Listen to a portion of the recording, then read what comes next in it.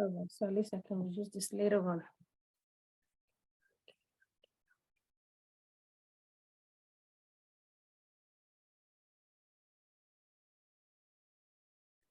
All right. Hello, hello to those who are here live and to those who will see this later on. This is Victoria with Petra Home Care, and I'm glad that we are able to do this. I know it's the last week of the year, so actually like 3 days to the end of the year. Today is the 28th. Yep. We are almost there. Okay, let's see. So to those who are watching on the Facebook group or we catch on the replay, you can put a hashtag replay there so we know you are here. All right, let's see. Okay, let me just make sure it's here. Let me see. Let's see.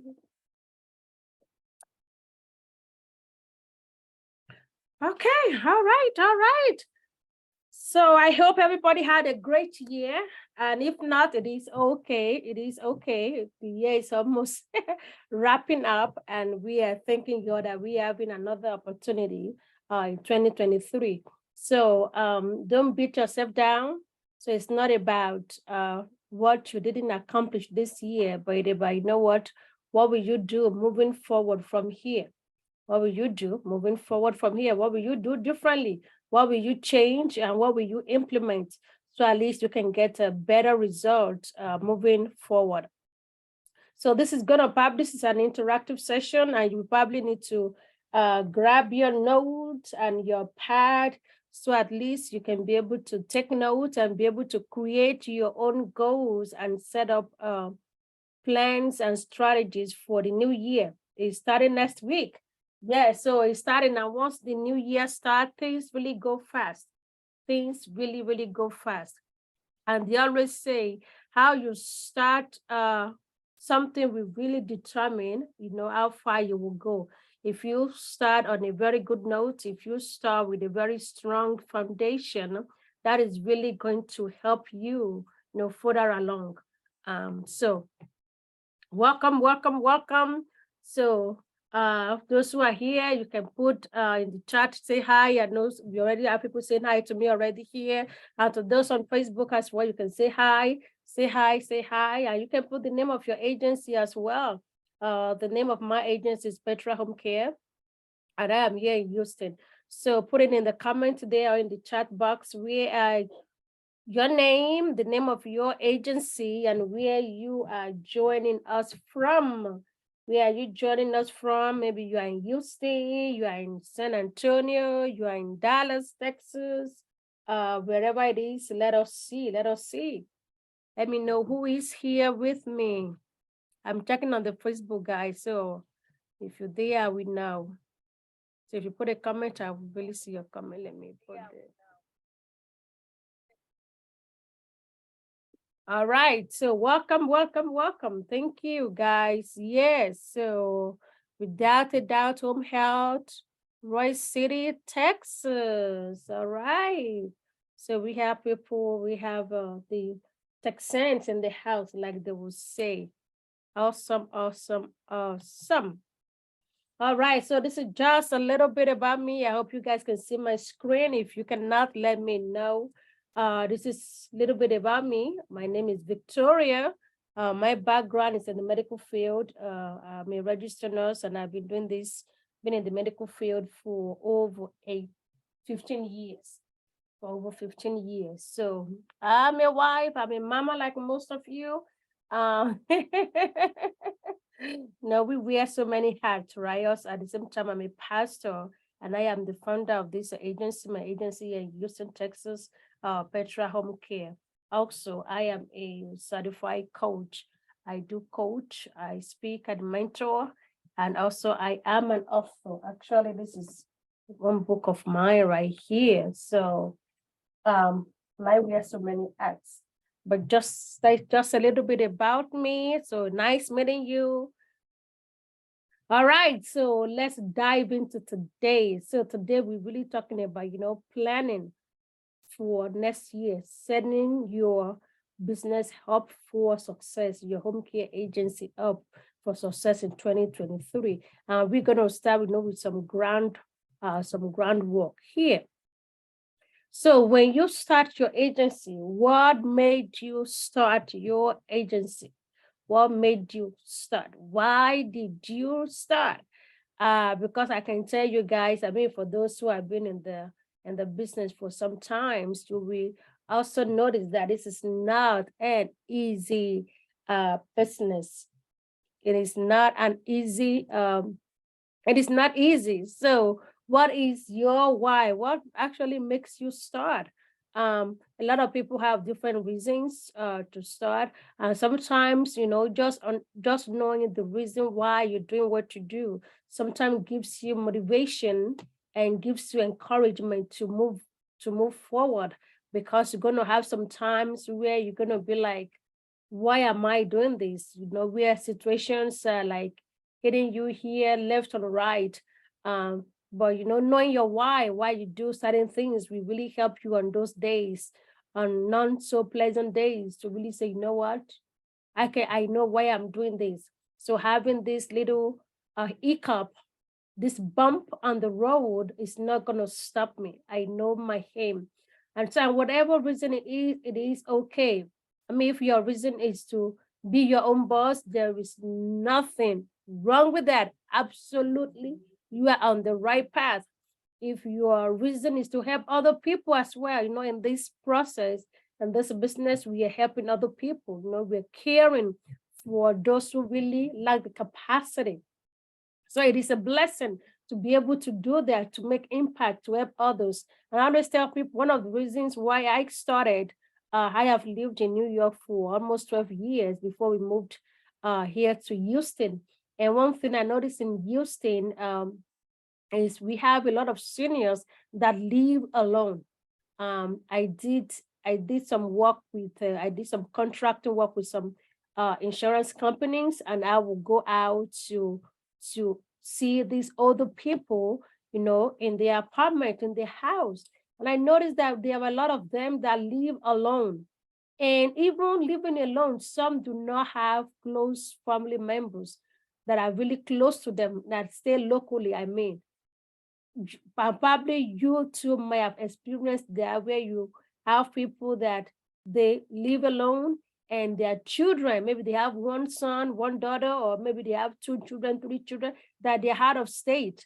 We have had patients like that they live alone, me, and then daughter is in California somewhere. Actually, one of the client we have, the daughter lives in North Carolina, and the patient is here.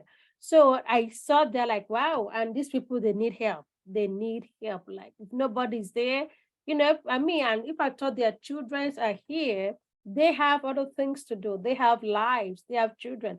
We have a client who was living with the daughter, and the daughter works at a hospital. I mean, like, she has teenage children that they need her to, like, coming back from work, they have events, they have school activities and things like that. So it was like a lot to care for herself, care for the children, and then care for the parents. But one thing I noticed is that we have a lot of um, elderly people that live alone, and they always need some help. So being able to provide that help, not just to provide even companionship, to be there, to listen to them, to play games with them, to do certain things with them, that is fulfilling. Or help them with meals. Some cannot do shopping themselves, or buy the food they want, or prepare the meals, or eat the food they like, because they cannot do it. But having agencies like us, that we come in, send somebody in to help them, maybe with shower once a week or twice a week, that improve their quality of life. So I mean, that's part of what we do. So whatever reason it is, they are valid reasons. They are valid reasons. Be your own boss, help other people, make more money, grow. And I mean, whatever reason is, sometimes you have to put that in front of you, so that when you come into challenges, into situations, you remember why you are doing this. Maybe you are doing this so you can leave a legacy. You are doing this so that, you know what, down the road, your children are secure, they have financial stability. Because if you work for yourself, you cannot fire yourself, right? You can fire yourself, but you know that you're secured. You're not going to go to work one day and then they say, you know what, sorry, today's your last day, and then that's it. But when you do things like this, then you have control of that. And whatever decision you're making, you know you are in control. So you want to really make a big post of why you do what you do, and you can, put it, maybe you want to use a 3x5 cards, why you do what you do. What is your inspiration? What is your motivation? Maybe the motivation is your time, to be able to have control over your time down the road, where you can do the things that you want with the people that you like, where you are not always have to beg for one company to give you time off, where you know that if you work, maybe 2-3 months, you put in a lot of time, you work so hard, and then the fourth month you say, you know what, hey, I'm going to take 2 weeks off, 3 weeks off, because we already have things in place. You can do that. If you work for somebody, sometimes you may not get that luxury of just taking off any time.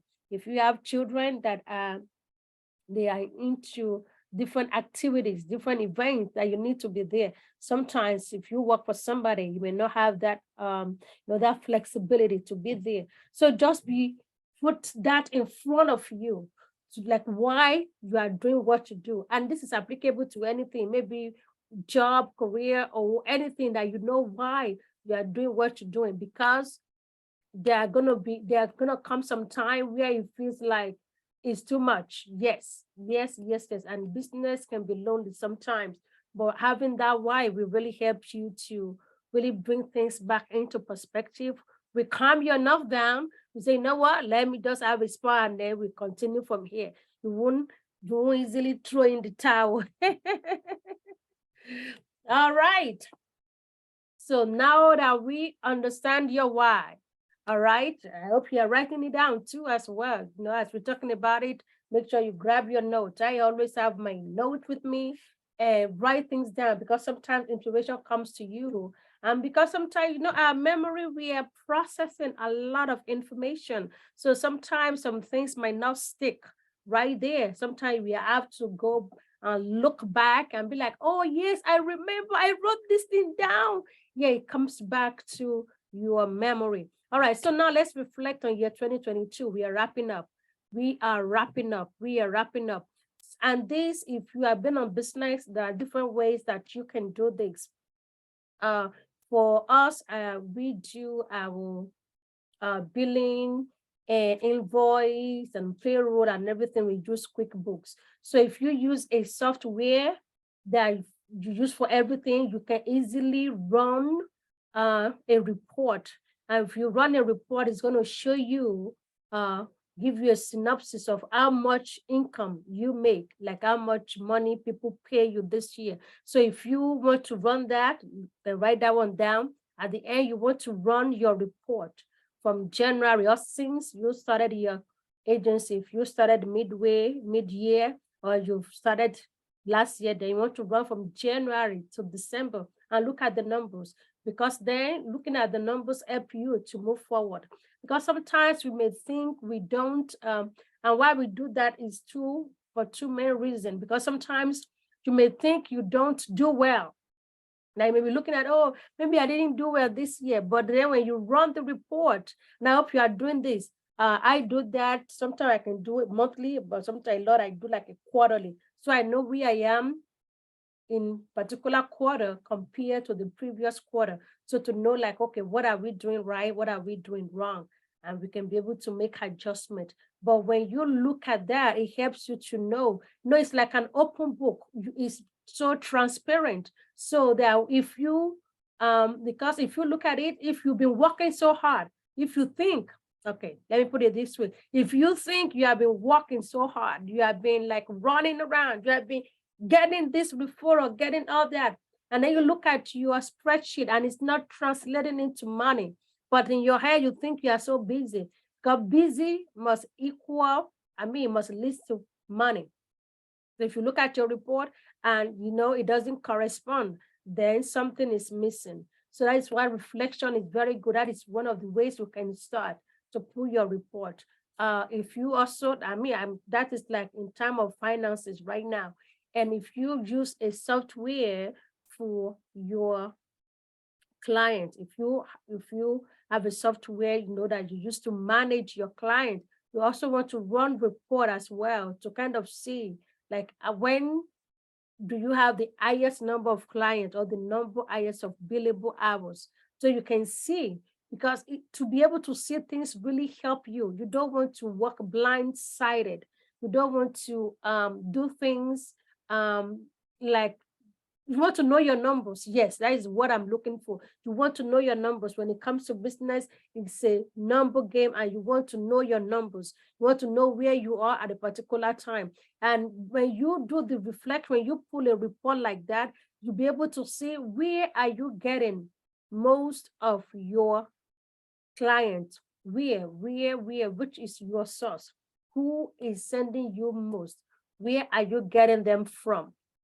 I always say this, and this actually have a biblical base to it, that a tree that is bringing more fruit, a tree that is always producing, that tree, you prune it, you take care of it so it can produce more. So if you know the sources, the avenues where you are getting referrals from, you really, really, really want to maintain that relationship.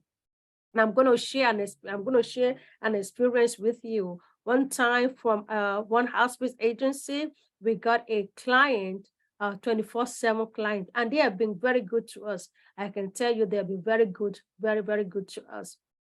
So we got the client, and we had issue.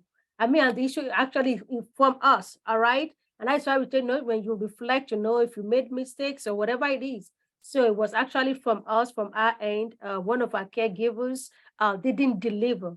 Like calling late and not showing up and all of those. And it wasn't good. And this is someone who lives 24 hours, who lives alone. It's around the clock care. So, and that really, the agency were not happy with that, of course. We were very transparent because I know them. We amend the situation. Actually, we lay off this particular caregiver. But because of that, we're open to them. I opened to them. I told them what the problem that we had. The case was taken away from us. See, that was a huge loss, right? When they take away 24/7 client from you, 24/7 clients. So that was a huge loss. It wasn't good for us. So too many things. So, but I spoke with the agency, but then it took them time. Let me tell you guys, it took them time before they gave us another referral. I am telling you. And so, and the lesson here is, when you look at those who are giving you referral, who are looking at where you get most of your things from. If for whatever reason you are not getting, the traction is not there anymore, maybe they are sending you something once a week or once a month, and all of a sudden it's like 2 months, 3 months, 4 months, they haven't remembered you, and you are sending messages to them, you are sending contact with them, and nothing has come forth, then it is time to be like, really, you have to have a sit down meeting, like, what is going on? Sometimes something might have happened, but in our own case, we knew what happened, okay? No, it's now having us to regain that trust back. So we made changes in our processes. We had to sit down with them and let them know these are the things we put in place so that situation never happened again. And we thank God, after many months, we gained back that trust again, that they started reforming to us again. So looking at your report, know where you get your bulk of your client. And maybe they send you to you once a month. It doesn't matter. But looking at, where you are getting things from consistently. So that relationship, you really want to strengthening their relationship. Take them out so at least you can hear more from them and see the other ways you can really help them. Pull them into your corner, pull them into yourself, pull them in. So looking over the year, over this year, this past 12 months, where do you get your most of your client from? And where did you market? Okay, so that's the reflection I put here. I mean, I'm talking of things that are not really on my slide right now, but where you market, where did you go this year? Where did you go? The where did you market? Because that okay, I mean, at the end, there will be time for questions, and I'll be able to look at any question that you guys post and be able to answer it. But you want to look into this year, where are the places you've been also, because we talk about if a fruit is producing, you want to take care of that. If from a source you are getting some referral, you really want to strengthen that relationship. You really want to be close to them, close with them, and be really listening to them and be communicating with them maybe every week, every other week, that you stay in connection. But if also you are going to different places as well as you're looking back over the year, and certain things are not working. So now also it's a time to select, okay, why is it not working? Number one, it might be a wrong place for you to be going. And that is okay, because you don't want to be investing in a relationship that is not going to yield anything. All right. If you are going somewhere over and over again and nothing is happening, two things. Is it that you are really not connected with the right person there? Because in every, either you go to a facility, either you meet with doctor's offices, wherever, there's going to be someone who really are in charge of referrals. So for doctor's office, they always have someone. It's not going to be the doctor. It's not going to be the nurse practitioner most of the time. Sometimes it may be like the medical assistant, and sometimes they have someone that is designated as a referral coordinator, or a coordinator of service or something. So they might have different name for it. So you want to make sure that you are actually connecting with the right person. So if you are going somewhere and you are going multiple times, are you connecting with the right person? Is it the right person? Because if you go somewhere and you meet the wrong person, they don't know what to do. They don't even know anything about you. But now breaking it down, where you've been this year, who have you met? So you cannot just drop information. Okay, yeah, I think I'm going to pick up on that. You cannot just drop off information. Yes, when you go in, especially if it's somewhere you new, you have to ask for someone. So if you go to, like, let's say for hospital now, in hospitals, they have, every hospital, the way they do things is different. But whichever hospital you go, they always have people who undo discharges and referrals. They always do. So sometimes it might be case managers, and sometimes it might be social workers.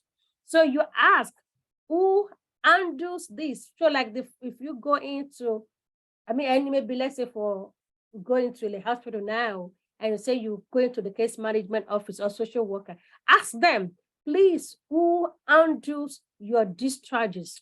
So that is the person you ask, just ask. So, and if the person is not available, you get their information. Most of the time, they will give you the card. So, and it's from there building that relationship. But if you are talking with the wrong person, it's not going to happen. And sometimes it might take you a while before you actually get through to the right person. All right. It might take you a while. But if you know that you are, and if you've tried multiple times, and if it's not working, then try something else. So you don't want to always put in all of your information, all of your egg in the basket that is not going to yield back to you. So you try other things. And I'm going to go through some other avenues to secure referrals. So other question you may want to ask. So this question on the screen, ask yourself, how will you describe this year? How has it been for you? Productive, almost there, not there? And if you are the type that set goal at the beginning of the year, did you reach it? Maybe your goal this year is, or you want to reach this number of hours or you want to generate this number of income. Did you attain it? And what are your strengths? And what are your strengths? Are you someone that is very great with people, that you very charismatic, you get along well with people, or you are someone who is very great with, maybe you send information? What are your strengths? God is going to help you too when you are meeting people and you are building relationship. What do you learn? And what is your takeaway from this year? What habit did you learn? What new thing did you learn? And what old things do you have to drop? Sometimes you have to let certain things go before we enter into the new year, so we are not repeating the same thing. They always say this, it's insanity when you keep repeating the same thing and you're expecting different result. So in the year 2022, what has been most challenging for you? Is it client recruitment? Is it caregivers? Is it getting your money? Is it whatever it is? I'm part of a group on Facebook, and I have people who are listing that they are people owing them almost $30,000 worth of service. So what has been challenging actually for us too? We have one agency right now that is owing us huge amount of money. Yes, we might be taking also legal action on that. What has been most challenging for you this year? All right.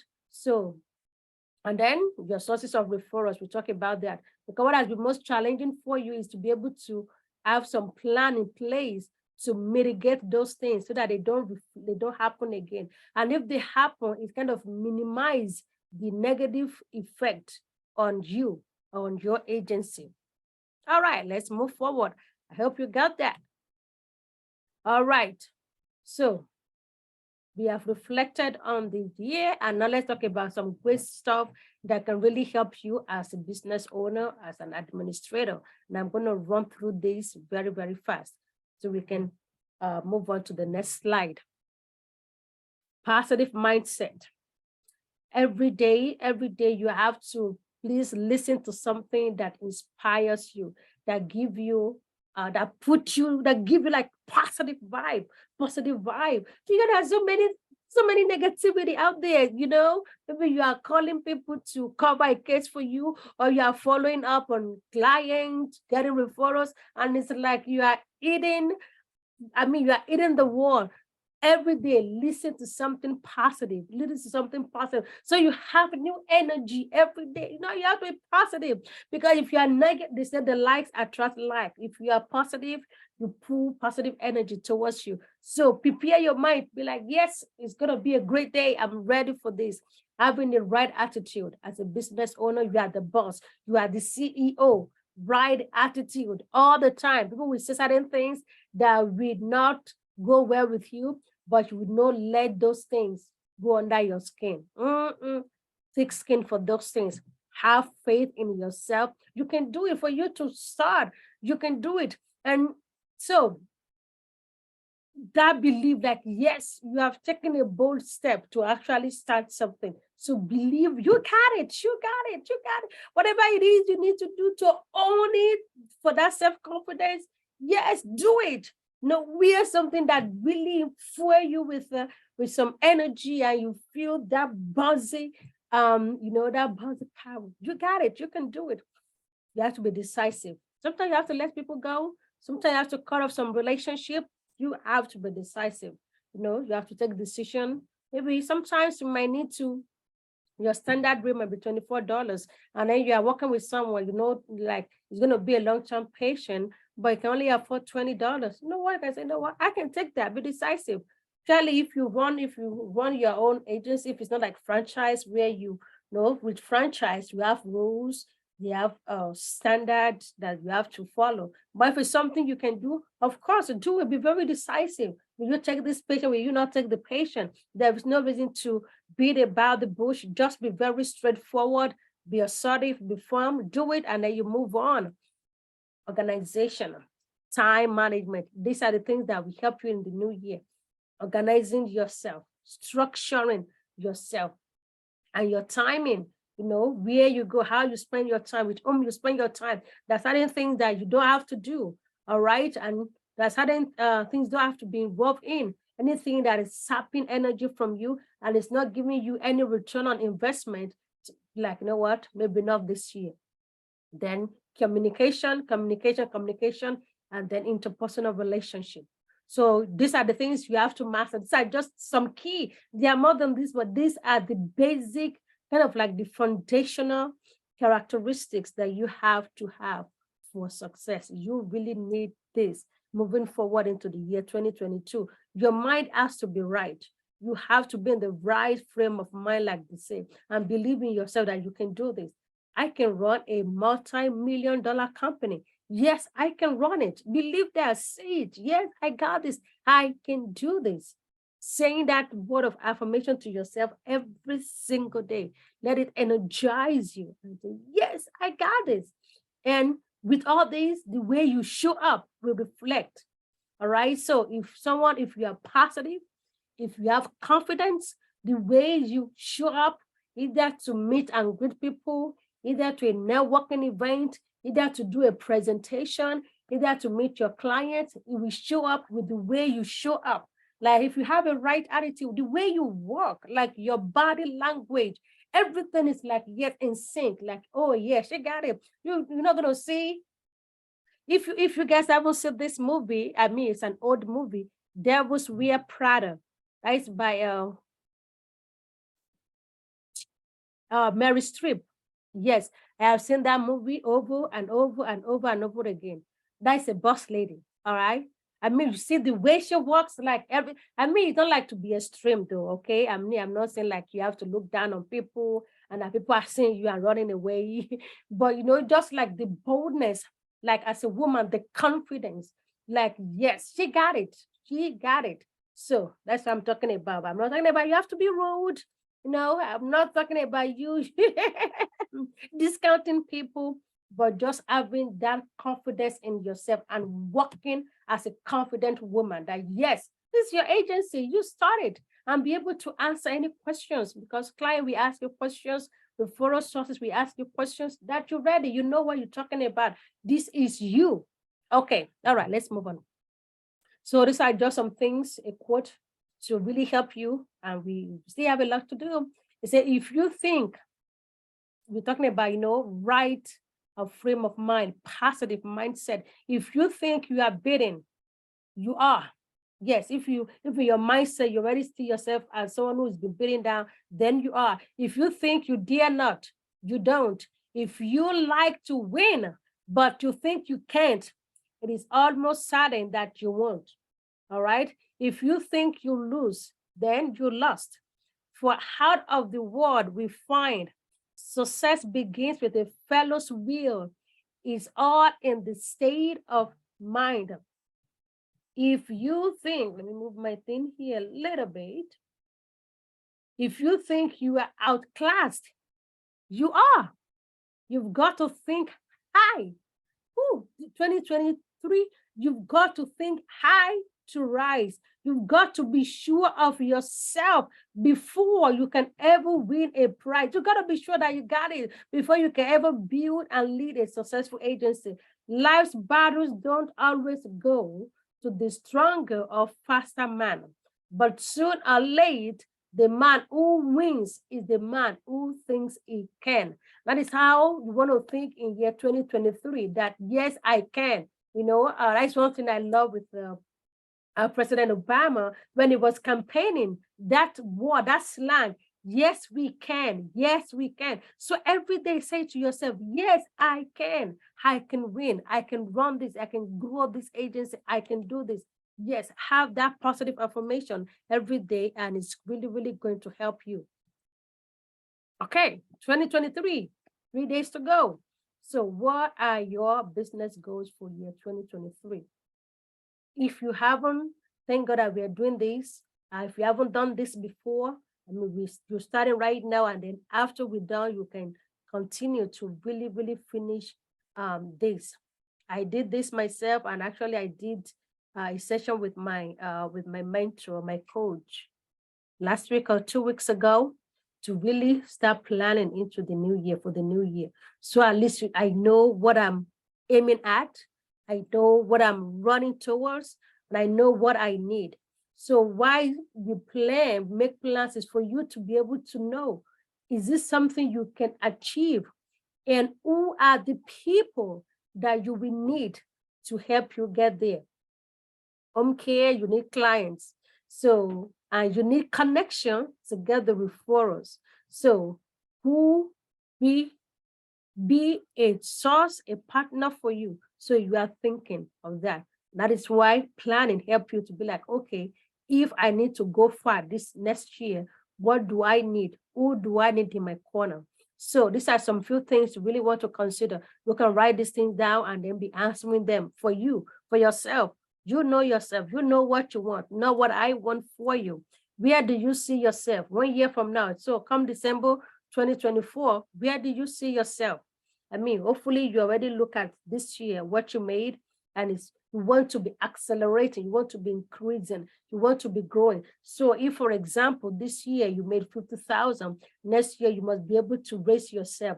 That is why it's good to take a look at it so you know what you actually did this year. And then say, you know what, maybe I'm doubling what I did this year, or I'm tripling it. Okay, so where do you see yourself? What type of client do you want to cater for? Having that, all right. So we have, some people, they said they only take, I have some agencies, they only take a dementia patient, people that have Alzheimer's. And that is good if you want to narrow it down. And I met one agency owner 2 weeks ago, and I said, Victoria, I only take Medicaid. I'm not doing private pay. I'm not doing VA. I don't know if he said he's not doing VA, but say I'm not doing private pay. I only take Medicaid, and all those managed Medicaid, all this insurance that take a Medicaid. I'm like, wow. So like, that is what I want. I'm like, okay. So if I have people that are Medicaid, I will send it out to other people. So you want to know the type of client you want to cater for. You do just strictly private pay. All right. So because the client you cater for will determine where you go for them. Because if you want private pay and then you are only going to providers that serve Medicaid, it's not going to help you because you can't serve them. So knowing who you're serving, we know, okay, where can I get this patient? Where can I get the client that are going to pay if you are doing a private pay? And how big do you want it to be for you next year? We talk about that. You want to triple what you made this year. You want to quadruple it. It's up to you. It's up to you. And then talking about, some culture around what you do. And maybe thinking of that, if you've been in this for quite some time, maybe thinking, what are the other services that you may want to add on? If you are able to, it's this optional. We have people who started doing what we do and later on able to add, they're able to add transportation. They're able to add transportation to it. Some are able to add pet sitter to it. So it's up to you. So you may want to think, are you at a stage where you can add additional service, but transportation is really complementary to what we do? Because we have people that we go to doctor's appointment, they need somebody that will take them to doctor's appointment or take them for, if they are cancer patient, to go get an infusion, chemo, and things like that. So are you at the point where you can add that on? Some actually, they do lab work. Is this something you can do? Some of them you may have to get another license. Like if you're going to do transportation, you need to get insurance. Really expensive insurance. It's up to you. If you're going to do lab, be drawing lab, then you have to get an approved by license for that. So it depends, but these are just some optional things. But let's move on to some main things for 2023. These are areas that you really want to focus on, but you can always add to it. These are just like template, right? This is just a template. So if you look at your report for this year, how many billable hours? How many hours did you build for? And build for, if you serve multiple clients, let's say you serve Medicaid, you serve a VA, you serve private pay, you may want to categorize them. And this is based on what you accept. If you accept Medicaid, good, and if not. But you want to look at how many hours did you build this year? Do you bill your client for or bill third party that pays for it? How many? Is it 50 hours? I hope it's more than that. Or is it 1,000 hours? And this is it, guys. So billable hours generate different income. So if somebody has 1,000 billable hours and that billable hours are Medicaid, it's not the same as someone who is doing VA, 1,000 billable hours of VA or 1,000 billable hours of private pay. For those in Texas, we know Texas do not pay that much for caregiver, for provider services. So if you have 1,000 billable hours, your revenue is not going to be as much compared to someone who is doing a VA or doing private pay. Because private pay, you control the rate. You set the rate yourself. And I've seen the rate hiking in the past few months because of inflation, because of different things. So what is your goal for next year? So if you take Medicaid, you don't want to depend on that only. And if you want to depend on that only, that is good. Medicare works for you if you get huge number of hours. Yes, and it worth it. All right. So if for this year you only get 1,000 hours of billable hours for Medicaid, next year you want to increase that. So that at least, well, if you increase that, then you're going to get more money.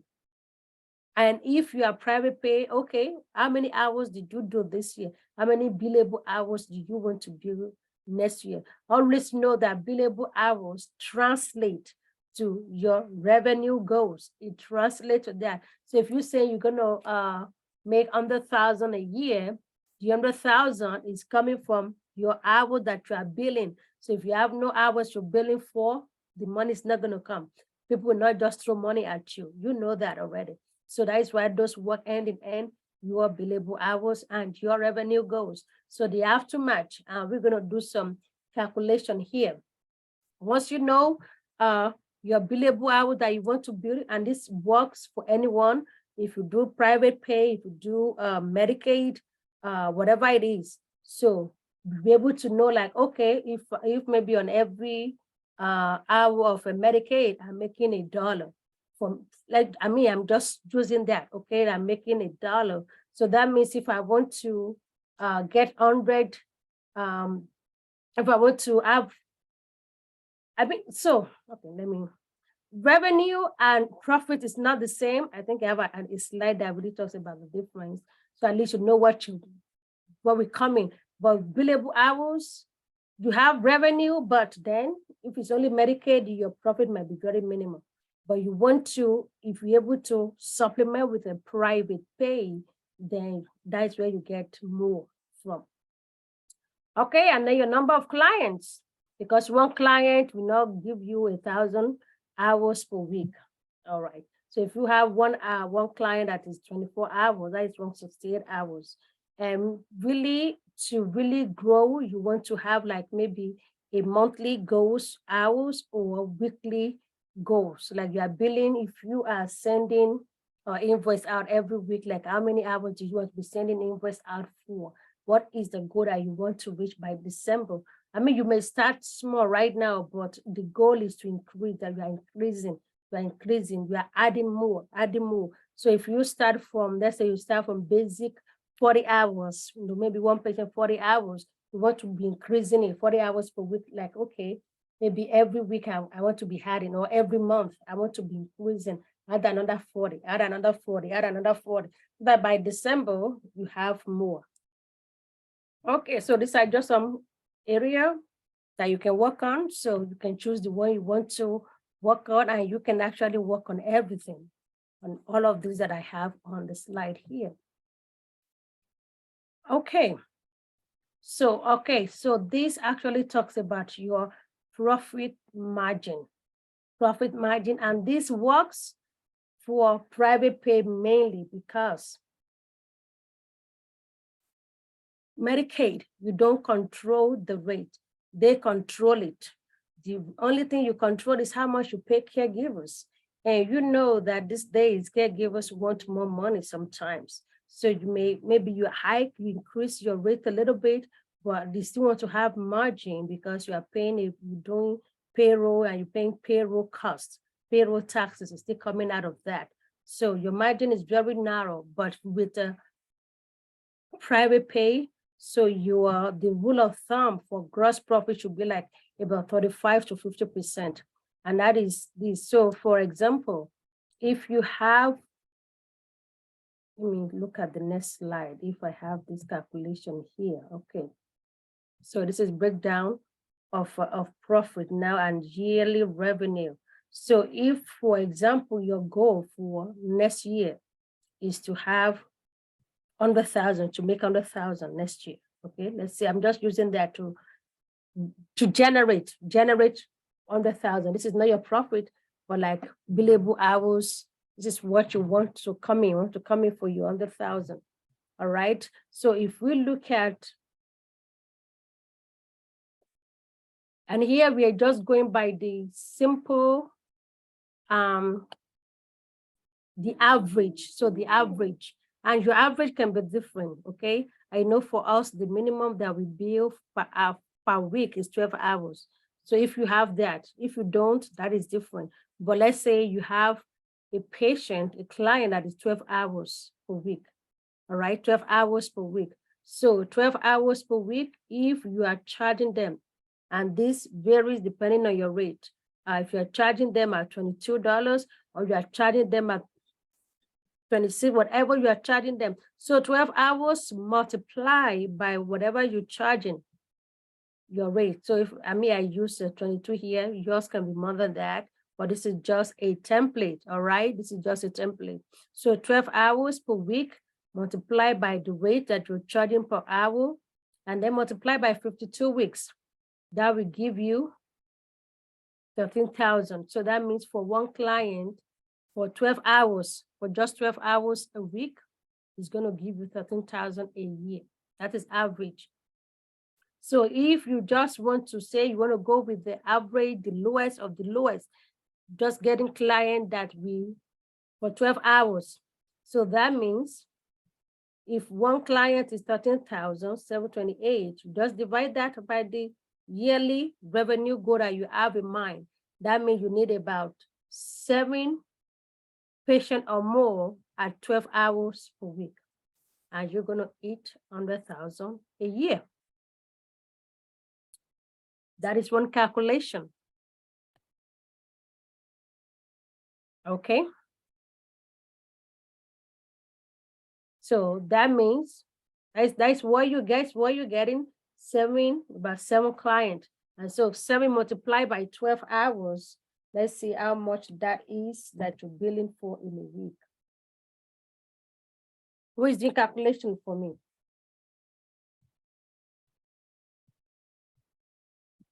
So that is about 84 hours per week. See, that is about 84 hours per week. So 84 hours per week times 52. That is for the 3. At the end of the year, it's going to be for the 368.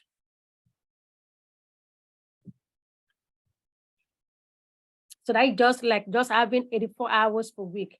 If you only billing 84 hours per week, you will eat 100,000.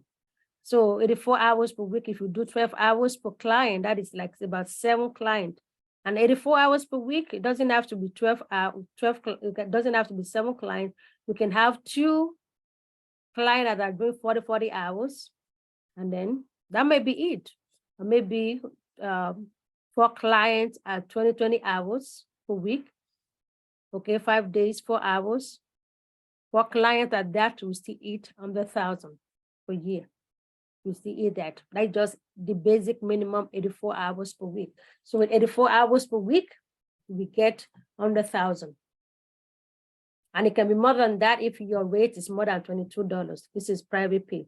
So see how easy it is to make 100,000, but then you know that from the 100,000 that you make, you're not keeping everything, because then you are paying your caregivers, you are paying other things that are supplementing what you're doing. But the rule of thumb is that your gross profit should be about 35 to 45% of that. And if you make 100,000, so your gross profit of this is about 45,000, But from that, you are paying other bills. You are paying payroll taxes. You are paying for your office. If you have a scheduler, you are paying them. If you, equipment in the office, you are paying for all of those things from here. And then that shouldn't take more than 25%. So at least you should be able to keep 20% to be your profit. So if you want to take a picture of this page, you can take it to really help you. But this is just with 84 hours per week, you will get to 100,000 per year with 84 hours per week. So if you want to double that, get 168 hours. So, and 168 hours a week, that is one client, 24/7. If you get one 24/7 client, that is 168 hours a week, and 168 hours a week, one person. So you can know it's a miss, you can miss them, right? Because you can't control what people want. But if you have one 24/7 client for a whole year, that's going to give you 100,000 or even more than that. I mean, that depends on your rate. So let's say, let me actually go up. Let's say your rate is, let's say your rate is $24 right now, and you have 168 hours, 124/7 client. 168 times 26. That is giving you 4,000 per week, then times 52. That is now 227. So 168, one person, one client for a year, that is 24/7. It is 24/7. 168 hours will give you 227,000 at the end of the year. And 20% of that should be your own profit, because 45% should be your standard, the other 25% to pay for, here and there, and then your own draw should be 20%. So 20% of 227, let me do some calculation for you guys. 0.02 times 227. So you are netting about 45. Okay, let's move on. Anybody have questions so far? We are getting this about an hour since we start. If you have a question, okay. Okay, let me move along here. We are almost at the end of this, and then I will answer some questions that you guys might have here. All right, so here are some strategies for growth. Strategies for growth. You can do this by yourself. Strategies for help you in 2023. So, and here are some sources that can really guide you. So if you look at, like we talk about reflection, looking at where you get referrals from this year, the sources, where do you get from, and where you say that you don't get any from. So where you get from this year, the goal for next year is to increase those. Let's say, for example, you are getting from doctor's office. So your goal might be like, if you only have one doctor's office that is sending you clients, you want to increase the number of doctor's offices that will be sending you clients. So if you have one now, you want to add one more to it or two more to it. You want to increase that source. You don't want it to remain the same. When they say what got you here will not get you there.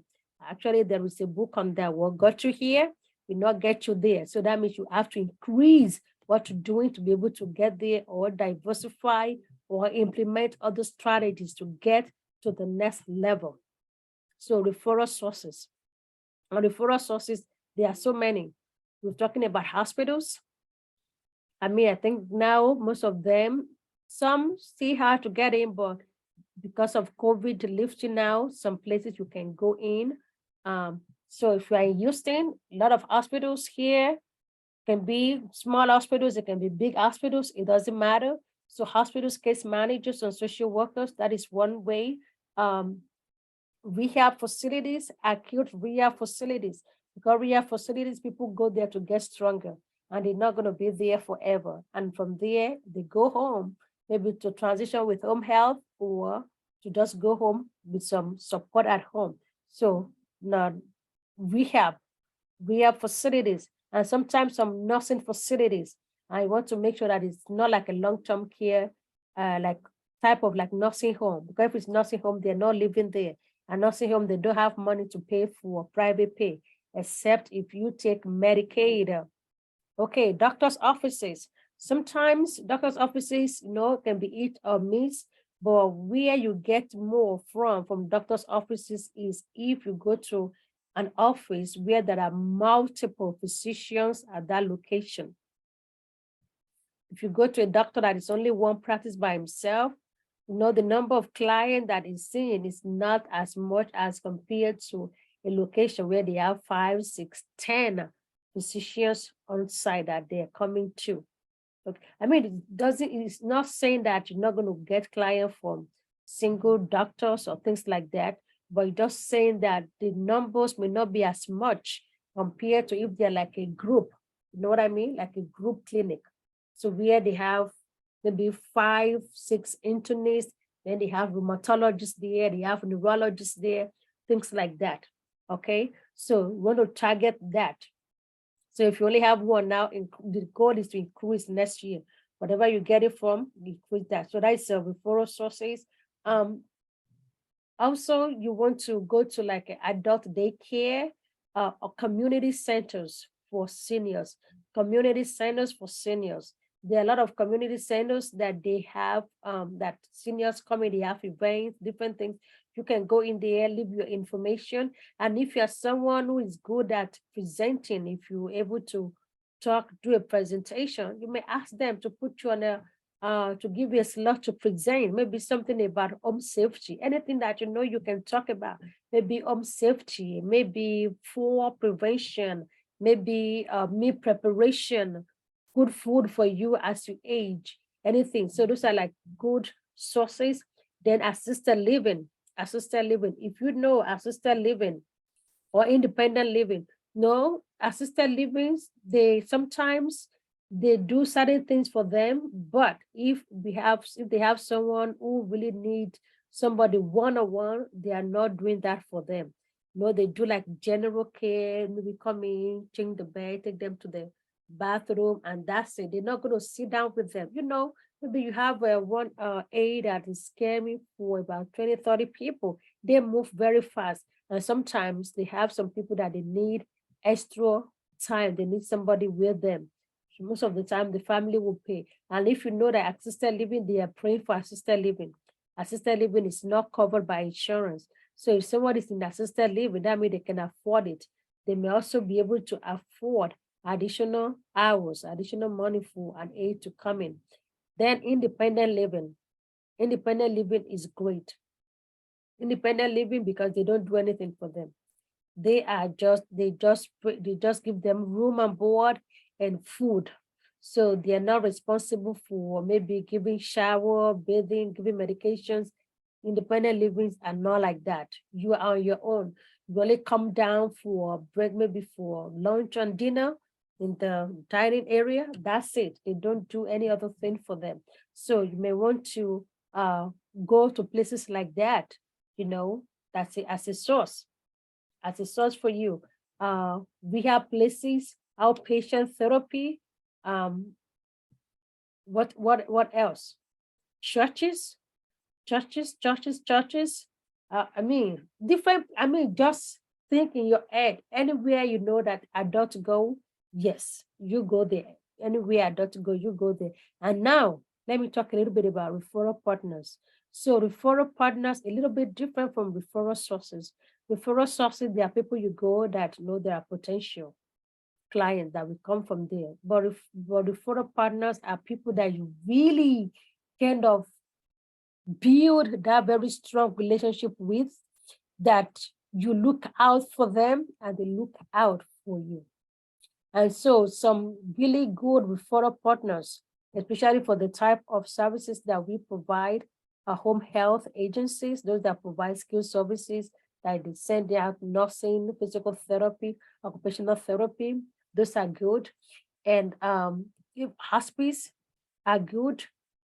And even some independent living as well may be good for you as referring partners. And also if you have nurse practitioners that do house calls, those are the people that are going to the homes to see patients. They go into their homes, and we do telehealth. Also, those might be good partners that you kind of like you meet and you kind of like strategize what you guys can do together, and you look out for them and they look out for you. And if you ever attend a BNI, if you ever go to a BNI, one of the things that really help them is that the members, each member will bring somebody, will introduce you to somebody. That is what the referral partners is also like.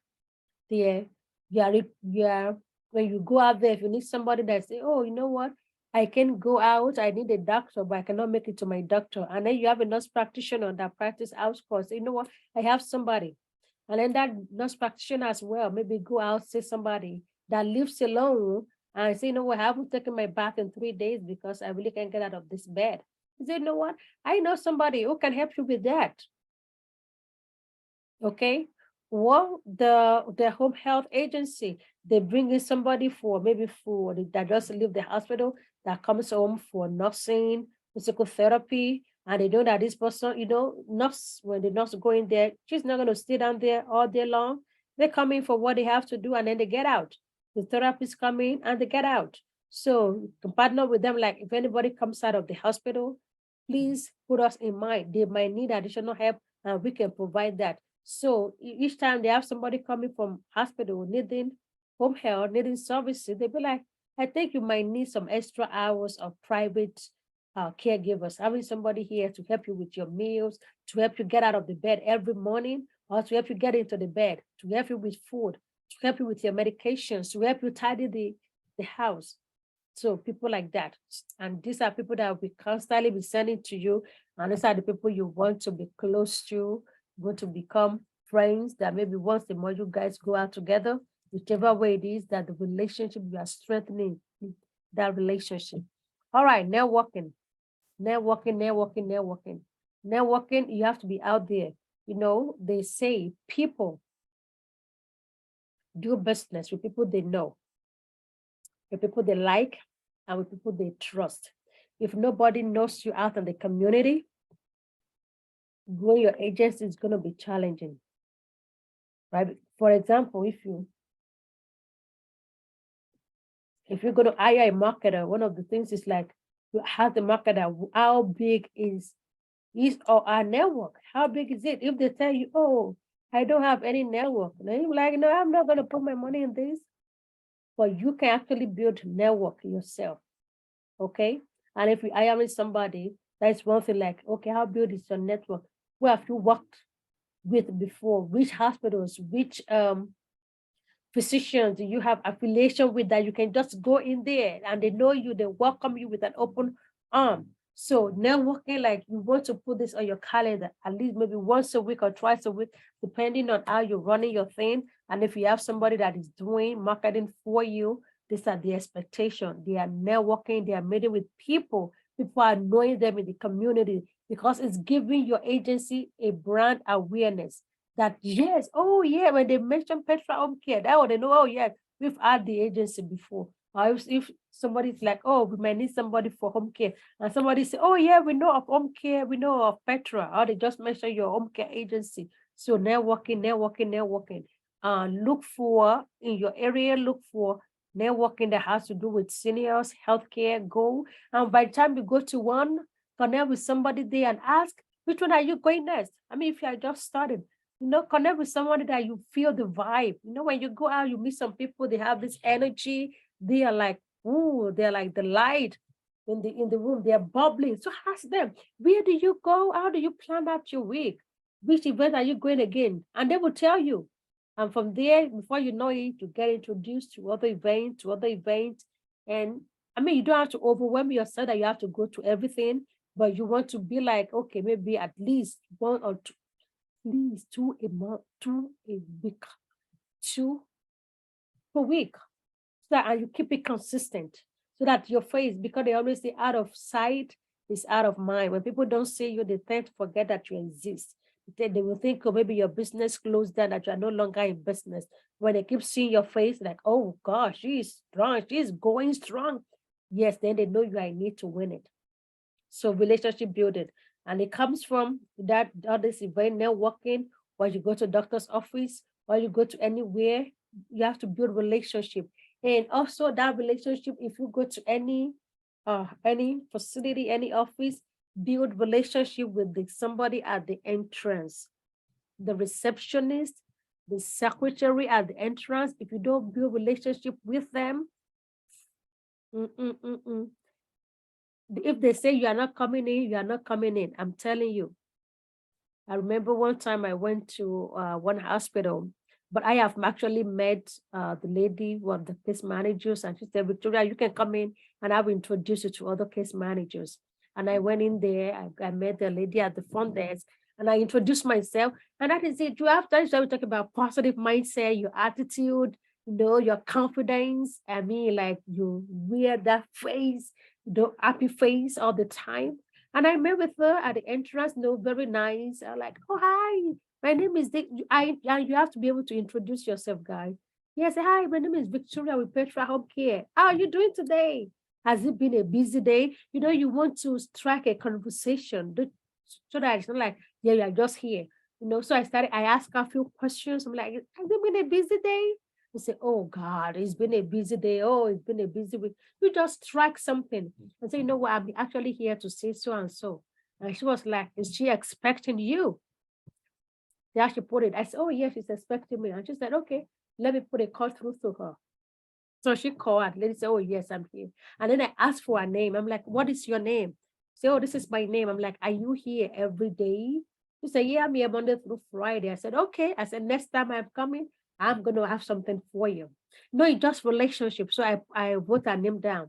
I mean, she let me go upstairs and everything, and I met with the people I need to meet with. But the next time I went there, I actually made a small goodie bag. I was going to give the case manager's goodie bag, but I made one for her as well, and I put her name on it. And I got to the entrance, I'm like, hi. I call her by name. I'm like, hi, it's me again. Do you remember me? She's, oh, yeah, you are the smiling lady, this and that. I say, yes. And I say, actually, I have something for you. And when we talk about, goodie bags, I'm not talking about, you breaking your bank with something simple, something simple. And I think what I had there, maybe some chocolate bar. I think we have a postcard, a pen, something so simple that if you go to Sam's Club, Costco, you buy things in the box and just take one thing at a time. So whatever it is that you have, it doesn't have to be big stuff. And she was like, wow, thank you for thinking of me. Nobody ever did this. I'm like, well, you are here. You do amazing work here. I mean, it doesn't matter if they don't do amazing work. That is, we are not the judge. We are not their boss, right? But at least you want to just connect with them. So at least you building that relationship. And she didn't, but like, oh yeah, you can go upstairs. She didn't even have to call this second time around, like, oh, you like call? You're like, oh yeah, you know the office, right? Oh, you go ahead, you go in. And that's it. So relationship building, relationship building, relationship building, relationship building.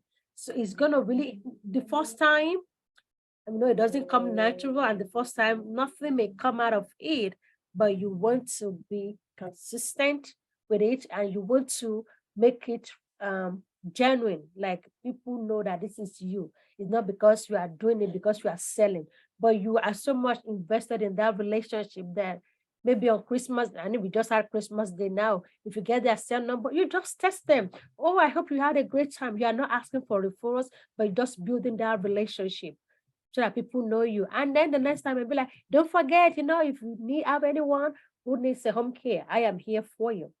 But relationship building, doctor's offices, anywhere you go, build that relationship. You never know who is going to refer you. So relationship building, word of mouth, word of mouth, word of mouth. Okay, and I talk about marketing schedule. That's why I talk about, your networking event twice a week, what you're doing. You must have a schedule of what you're doing and where you are going. To plan it as you're doing group event with other people, then we are planning, where am I going? I may really want to start something small from where you are, and then build from there. Here in Houston, we have people that are going to the medical center, and it's very expensive, guys. And you don't have to. You can only develop your own schedule of what it is that you're going to do, where you're going to go, and you start building, especially This is your agency. You want to be showing your face. People knowing you, people knowing you, people knowing you, people knowing you, people knowing you. All right, so let me move on so I can have time for question and answer because this is almost time. So strategies for growth continued, budgeting. You have to have a marketing budget every month so that if you are buying things for people or you are taking some people out, you know, this is how much you can spend in a month. And you want to think about where you are spending that. So one time, and when I do event with people, I don't do event by myself because if I do event by myself, it's going to cause arms and leg. But I partner with other people, and then we do things together, and then we split the cost. All right. So let's say as a group we spend $200. Before 5, 6 of us are splitting that $200. So instead of somebody paying $300, we are probably chipping in about $60 to $70. But I have a budget that, okay, and if somebody comes to you and say, oh, this is what we are doing, and it's 3 of us, but your own part is going to be costing you about $250. Do you have it or do you not have it? And you want to think, okay, if I'm doing this, what is going to come out for me? You have to think as a business person. So I always have a budget. And if I already like almost max my thing, I'm like, no, I can't do it this month. Maybe we can do it next month. That is okay. But if you know that, this is a potential, it's a great thing for you that, yes, yes, yes, of course. I mean, some of the things that we do sometimes is to build the connection so that next time when you go in there, people already know you. Get marketing schedule, then co-marketing. This is huge. It's similar to the partnership, but a little bit different.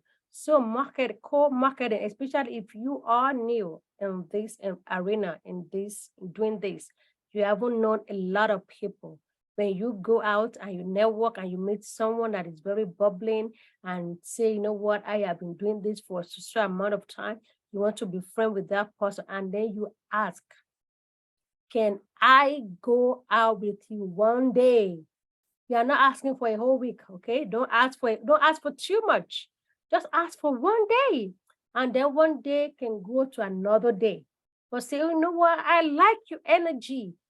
Number one, when you meet people like that you like their energy, get their information, say, you know what? I would like to sit down with you. Oh my God, the same energy that I give to you, give them that vibe again and schedule a brunch, a coffee, whatever it is, nothing fancy, nothing biggie.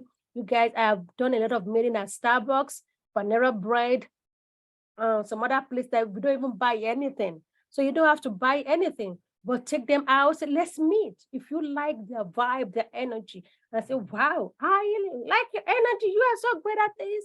And you had lunch, you had brunch, coffee, whatever it is. Just ask them more. Have interest in them and say, you know what, I like what you do. I would like to just shadow you for one day. I would like to just go market with you for one day. Guys, there is no shame in that. Some, they have already mastered this. They know the ins and outs. They can walk in. I'm telling you, some marketers, they can walk into any building and they will let them in because they know their way around. So people like that, when you follow them, you're like, can I mean, just for one day. And if that very day you guys did great, you can say, can we repeat this again? Whichever day. Know that all these marketers, sometimes they have their day or that maybe they do in the office or they have the time where they have calls and everything. But partnering with somebody like that or shadowing somebody like that will open you up. You'll be able to go into, I'm telling you, they will tell you where they go, where they get this from, and they will introduce you to different people. So if you want to do that with 2 or 3 people, and then you know which one that is good, I want to continue the relationship with maybe every other week. Because Charlie, if you guys not become partners, it's going to help you 1 or 2, 3 times a month to build that relationship. And then you say, you know what, whatever you're doing, I'm going to support you. And sometimes it might really take a lot out from you in the beginning, but know that you are investing in relationship. Relationship is really push you to your success. And if they introduce you to other people, it's really going to go a long way. So you want to really do that. So if that is not on your calendar, especially if you are new, I mean, I would say, please consider that. If you go to any networking event and whichever marketer you love their vibe, ask them. Say, let's have lunch. Let's do lunch. Let's have coffee. You know, let's meet somewhere. And then you ask them, you talk to them, and then ask them to just shadow them for one day or ask them what they're doing. The one lady that we met, actually, we're still going to meet again. We met at an event, and I mean, I have energy, but then our energy is like, oh my God, like really very contagious. I'm like, God, I need your energy. I'm like, where you too? I like your energy. I was like, we need to meet.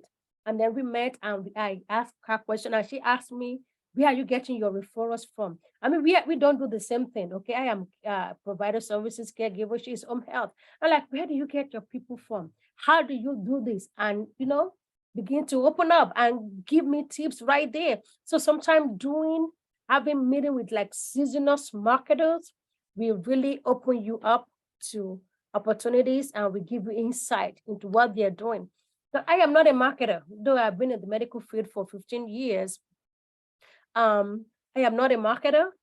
I mean, I can talk to people. Thank God that I have. That is my strength. I'm not afraid to talk to people, and I'm very friendly. But marketing is another thing. So shadowing some people like that will help you. Just so you know. Okay. Then outreach, fairs and shows. If your community is doing anything out, any fairs, sometimes Walgreens, they may do fairs, you can support them. So at least wear your t-shirt. If you have a name brand shirt, you can wear it. Maybe your church is doing a community. Yes, if you have a big church that they're doing community fair, join them, sponsor, put your table out, put things there, do blood pressure check or whatever it is that people will know you. So look in your community. If your community is doing an event, they're doing a fair, have a table set up. In December, this actually is not my community. One of the communities of the physicians that we partner with, they were doing Christmas city, Christmas something. I was like, yep, I will volunteer, I will come. And we were there. I wore my t-shirt. I was helping with Santa and everything. I'm like, wow, really? And that gave me an access to meet more people there. Yes. So outreach fairs shows. I mean, some of them will not cost you so much. We just be maybe time to put things out there where people can grab things that we draw them in. Yes. And if you do go to independent living, want to talk to the event coordinator there, they have event coordinator. And most of the time, like every month, they may do birthdays, celebrating the residents, maybe birthday for the month. Whatever it is that they do that you can support, ask them. They have calendars. They tell you maybe this month we are doing health. Whichever thing that you can be part of, that you can sponsor, or you can have a table, or you can be there, of course you do it. One time we went to a facility and we did something fun. It was a dancing thing. So we just had a table set up and we danced with the residents. I mean, the administrator was so much in love with it. Like, okay, you guys need to come back again. And when you go back again, you are building that relationship. And they are kind of like introducing you to people and things like that. So, all right. And I think, all right. So I'm going to look at your questions here so I can answer. So what makes a successful agent is you. You are the leader. And that's why I shared about all the things you need to have to help you. And you constantly have to continue to work on yourself, to develop yourself. So this is about marketing. I'm not talking about recruitment here. That is totally something different, but this is just to help getting things together. All right, let me look at question here and see. So if you have question posted, let me see. Let me actually stop this so I can see if anybody post any question. Okay, sorry, I'm just looking at the Facebook here to see I don't get referral.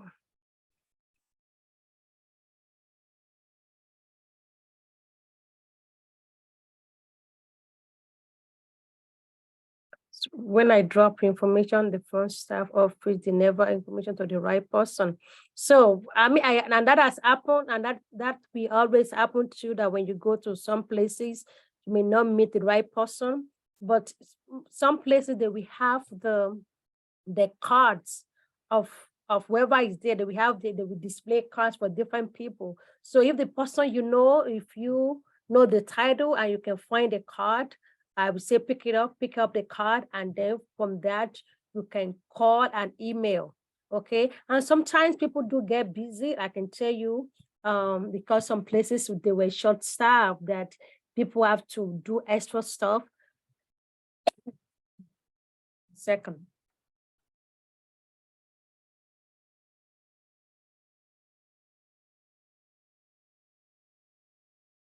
That people have to do like extra stuff. So sometimes they're not that, they're busy. They may not have the time, but you don't want to send email or message out every day, maybe every week, and then turn it to every other week.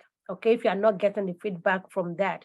And then you may want to go back again another time, maybe go at different timing, because sometimes if you go in when they are most busy, they may not attend to you. It has happened to me as well. And sometimes when I go in, I'll be like, when is the best time? So when I go to doctor's office, I asked the lady, I'm like, when is the best time? And she was like, you can come in the morning before they start seeing people, or you come during their lunchtime. During their lunchtime, if you doctor's office, during the lunchtime, they don't see anybody. They do not see anybody. Sometimes some doctor's offices, they will actually go out. So they will tell you, like, if you can come, our lunch is between 11:30 to 1. Depending, they will tell you what time it is. 11:30 to 1, that means maybe they're seeing the last person like around 11:30 or thereabout. If you get there at that time, you might be able to see the people you want. Or if you go at lunchtime as well, somebody is going to be at the desk. In fact, everybody is gone for lunch. Somebody's going to be at the desk. I went to one doctor's office. It's a clinic. They have multiple physicians there. They've all gone on lunch break, but then I met the lady at the front desk, and she was very, very good. She took the time because everybody was gone at that time. She explained things to me.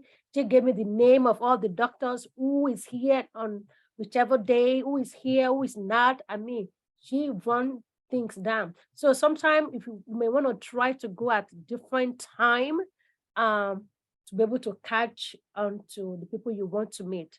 So sometimes some people are busy in the morning, some are busy late in the afternoon, some have series of meetings, but ask, it doesn't hurt, just ask, when do you think is the best time to come? They will tell you, when do you think this person is less busy? Is he on Tuesdays? Is he on Wednesdays? Sometimes people at the front desk will let you know, and if not, that is fine. But if you send out your email, you can include that. I know you are a very busy person, and I'm not going to take much of your time, but let me know which day you are less busy. I would like to just catch in with you, either to chat with you or just to meet you virtually. Give people the option of virtual, because sometimes they may not want you to come in. That is okay, but do virtual. Okay, Zoom is easy. 10 minutes Zoom. It's easy. So offer that opportunity. Okay, let me see.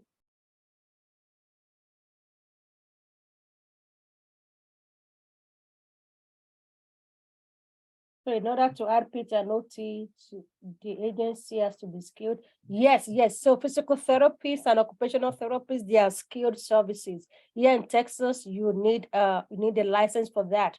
If you already have an agency, you can always add it on, but you have to reach out to the licensing department that you want to add additional service, like provider service here in Texas is PAS, and the other one is L. They have a license, home care license and certified, so it's different. So you may want to send message to them and see how you can add additional service, additional license to what you have. They will walk you through. If you're adding PT and OT, then you will need the license, a physical therapist on staff. Yes, licensed physical therapist, and then alternate physical therapist as well. So you need to have, like we have an administrator, you need to have a supervising physical therapist. Yeah, if you're doing PT and OT, or you do need another license for that. Let me see.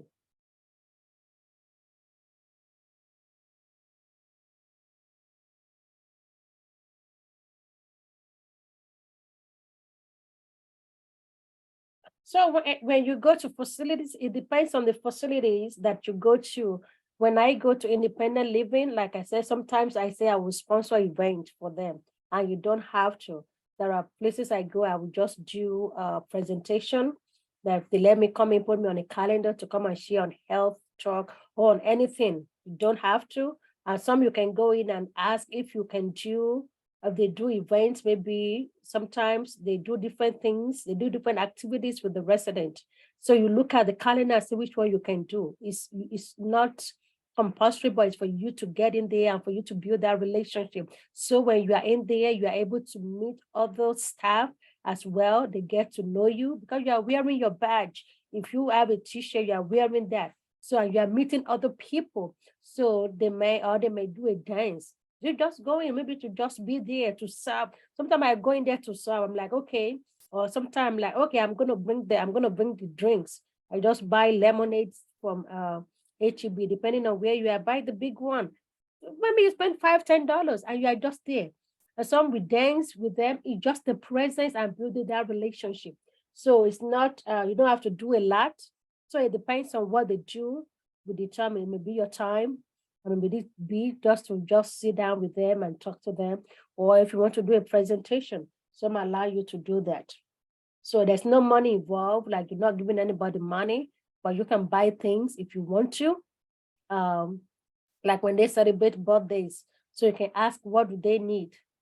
If you can afford it, you do it. I know I've gone for some Mother's Day event, and for Mother's Day, I'm like, okay, they pretty much the facility, they're doing what they're doing, but whatever you bring in is an additional help for them. And I asked the lady, okay, for your Mother's Day, how can I support? And she said, no, what, just bring roses. I'm like, okay, how many women do you have? Like, and she gave me an estimate. And I didn't even see fresh roses that day. And I went to dollar store and I bought from dollar store, you know. So they are very inexpensive things. So let me see other question here.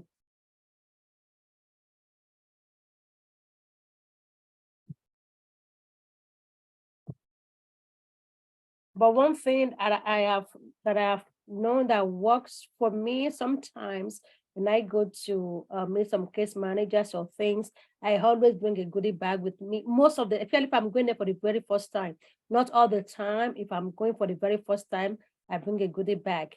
And my goodie bag, you know, it can be, I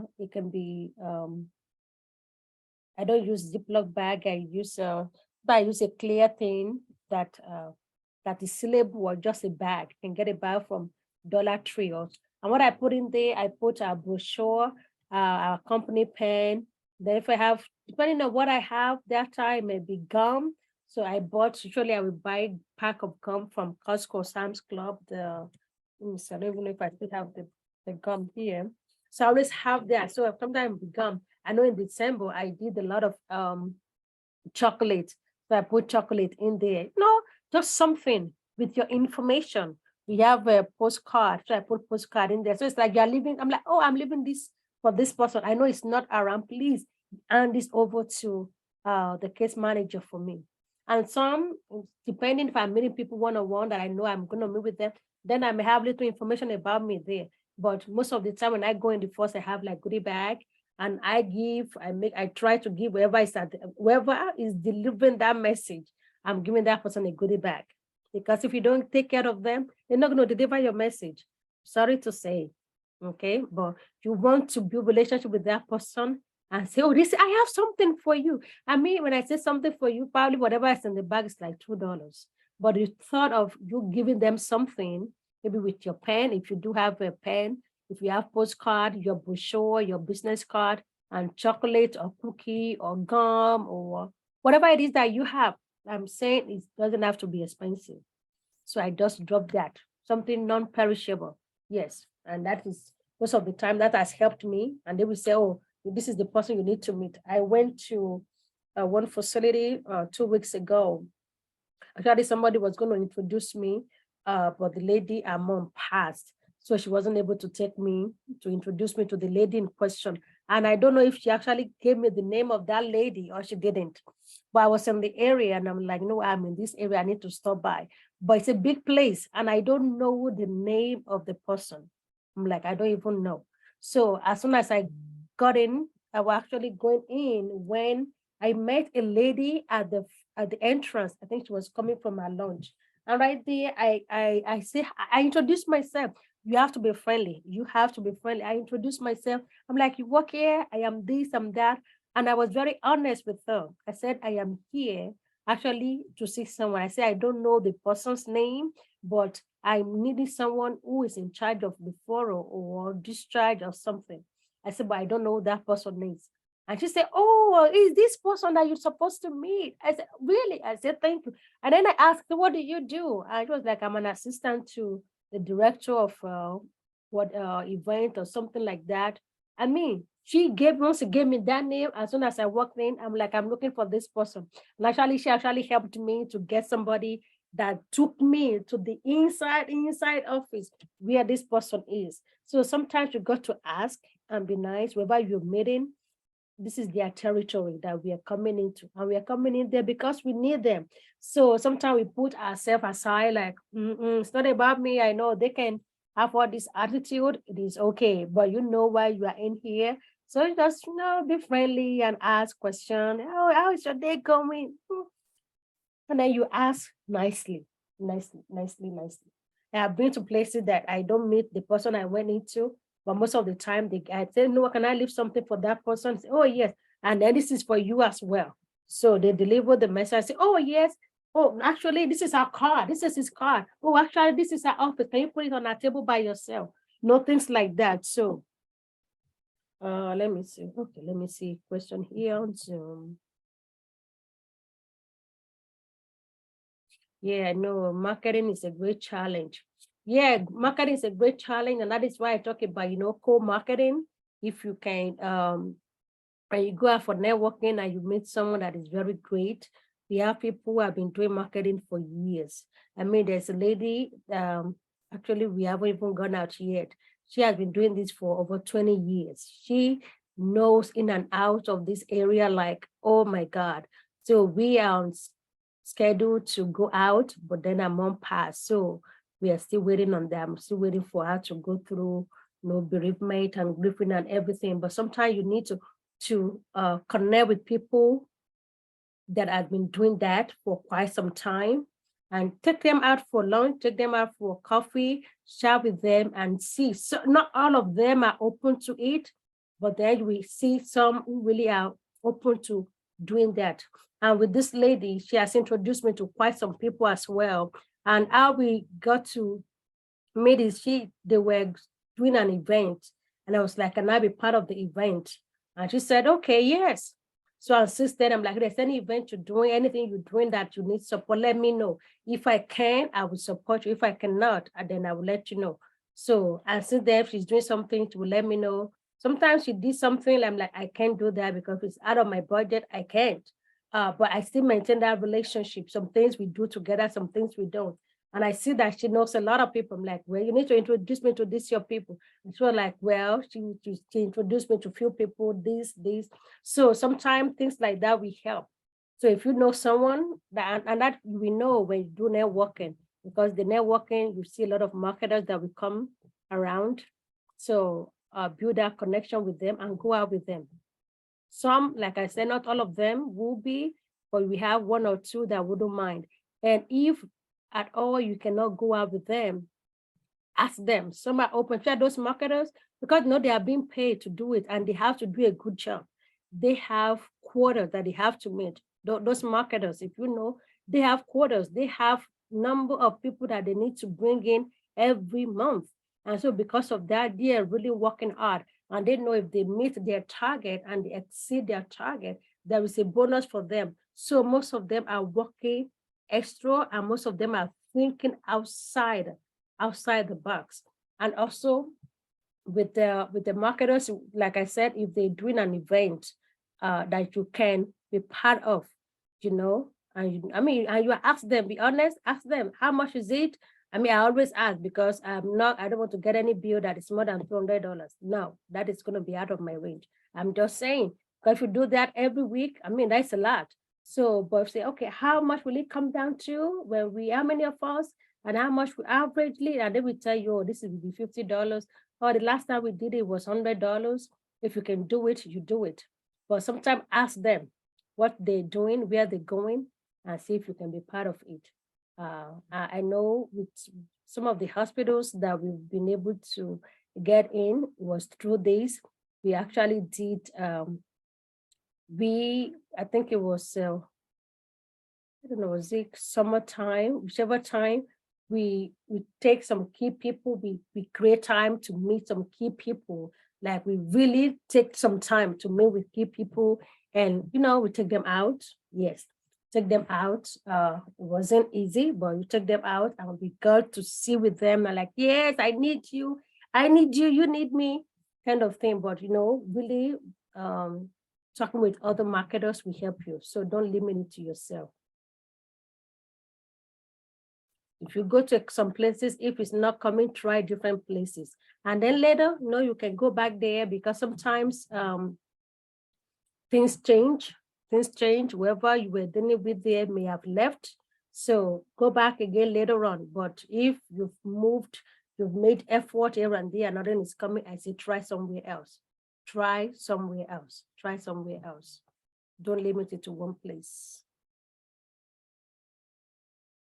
Okay, I think I have answered a lot of questions. So let me see, anybody have any questions? I'm going to it's coming to a full stop here. And if you ever need someone to work alongside you, you need a coach, you need a mentor, definitely your girl can do that. Okay, if you ever need to have somebody, guide you through a few things, the ropes, bring some with you, be your thinking partner, look at what you're doing right, what you're doing wrong. Definitely we can talk about that. All right, so we are like almost 2 hours. So now we'll check for replay, and if there's any other questions, I will respond. But if you need to private message me, you can private message me, or you can send email to, actually let me put my email here. You can send email to vshowome@petrahomecare.com if you want to spend some time with me one-on-one. There is a fee for coaching, guys. So everything I'm doing on here is free, but one-on-one time, there is a fee associated with it. Okay, I think I just put my email there if you want a one-on-one time. vshowome @petrahomecare.com. So email.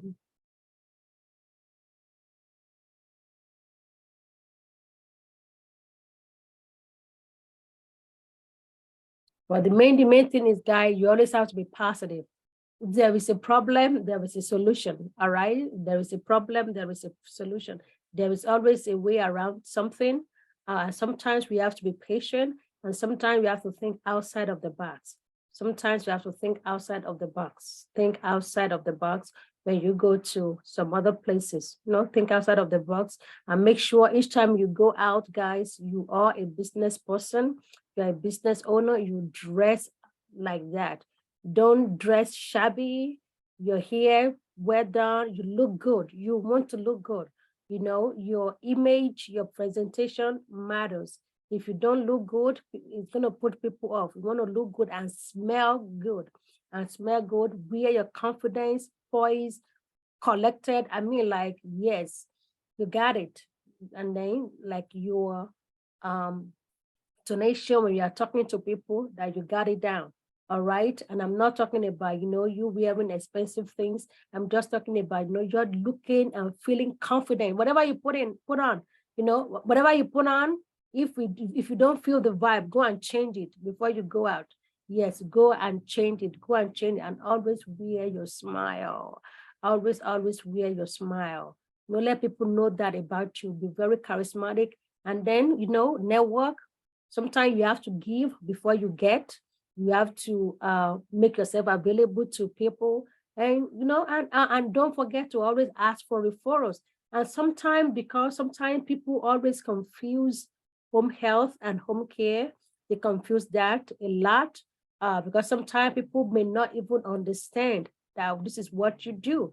So just in simple, plain language, say, we provide assistance at home with food, with dressing, with shower. Like you tell them, that is what we do. Because sometimes they will be thinking, oh, maybe you are a nurse or you're doing this. They know we are a home care provider and we help to keep people safe at home. Anything they need at home, from cooking, from bathing, from dressing, from no running errands for them. That is what we do. We are like your hands, your eyes and ears at home for them. So let them know that. Sometimes people don't know that is home care. They think it's maybe just go in and the nurse and let them know what you take. Take Medicaid. If you take private pay, if you take VA, just let them know whatever it is that you take. Okay. It's been quite some time, so I'm gonna call it a day here. I'm gonna shut down. So if there's any other information